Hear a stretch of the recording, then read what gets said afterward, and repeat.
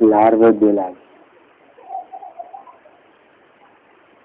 Dieu a dit à Adam dans le jardin d'Éden, tu pourras manger de tous les fruits du jardin, sauf celui qui donne la connaissance du bien et du mal. Donc l'arbre du fruit de la vie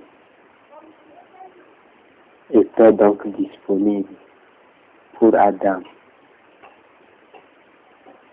Il eut cette opportunité de manger du fruit de la vie jusqu'au jour malheureux où il désobéit à Dieu en mangeant du fruit de la connaissance du bien et du mal.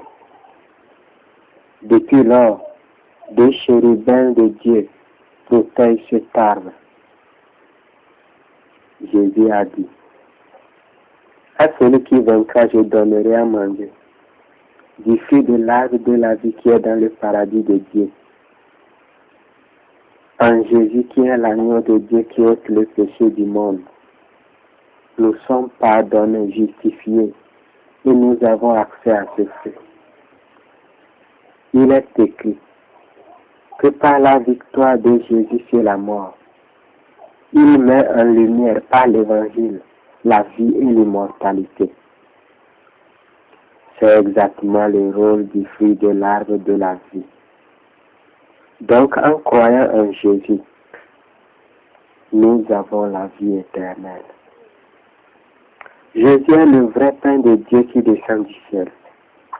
Celui qui en mange ne mourra pas, comme ce fut le cas des Juifs qui ont mangé la manne dans le désert et sont tombés, emportés par la mort et ne pouvant atteindre Canaan.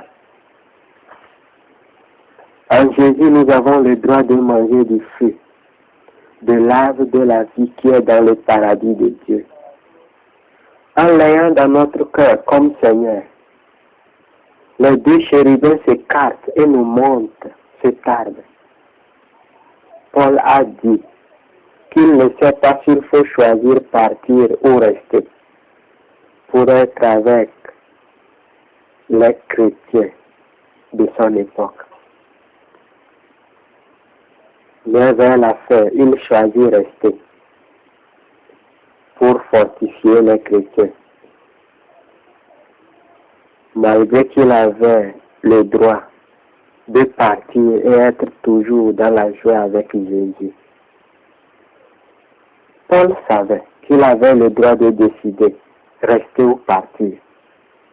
Et que s'il décidait rester, ayant Jésus en lui, puisque c'est Jésus qui vivait désormais en lui, par lui-même, tous les démons de l'enfer ne pouvaient le tuer. Notre vie éternelle, notre immortalité, c'est Jésus. Amen.